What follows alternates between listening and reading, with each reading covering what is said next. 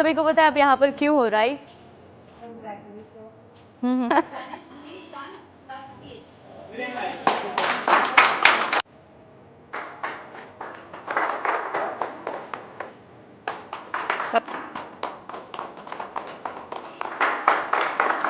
પછી એટલે હું સરપ્રાઈઝ તો ગણી હતી ને ખુશ પણ હતી, પણ પછી એમ સારું લાગ્યું, ઘણું સારું એનો ફિલિંગ બહુ સારી હતી કે જે હોય તે ઇનામ જે મળશે, ગિફ્ટ જે મળશે તે સાઈડ પરની વાત છે, પણ એની ફિલિંગ બહુ સારી હતી. તો હવે ભરૂચને કહી દો કે ભરૂચ હવે નેક્સ્ટ કોન્ટેસ્ટ જ્યારે આવે ત્યારે રેડી રહો. નામ તમારું પણ આવી શકે છે. યસ શ્યોર, દરેક કોન્ટેસ્ટમાં બધા રેડી રહેજો. ઇન્ક્રેડિબલ ભરૂચ પર આ એડ આવે જ છે.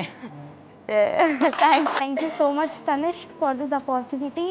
इससे सबका इंटरेक्शन होगा, तनिष्क का प्रमोशन भी हो रहा है एंड भरूच में लोग एक दूसरे को मिलेंगे, अच्छा खासा मीटअप भी होता है.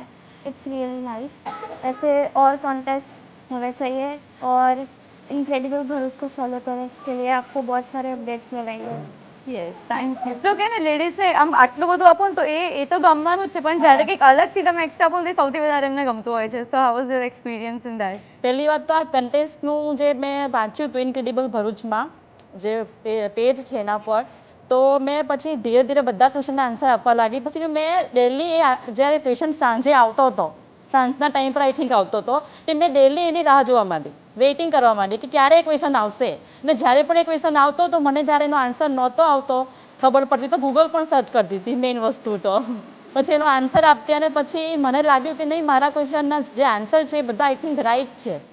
જે 6 ક્વેશ્ચન હતા એના રાઈટ હતા. અને પછી મને લાગે મારું કદાચ નામ આવી શકે ને એટલી બધી મારા હસબન્ડને કહી દીધું હતું, મારા મમ્મી પપ્પાને મેં કહી દીધું હતું કે મેં એક કન્ટેસ્ટમાં પાર્ટિસિપેટ કર્યો છે અને આખરે મારું નામ આઈ થિંક આવી ગયું હતું ઓસમાને. પછી એટલું બધું સારી ફિલિંગ થઈ હતી કે વાત નહીં પૂછો. મેં તરત જ મારા હસબન્ડ સેકન્ડ સીટમાં હતા, જેવું મેં પેજ જોયું તરત જ મેં કોલ કર્યો કે મારું નામ આવી ગયું છે તનિષ્કમાં.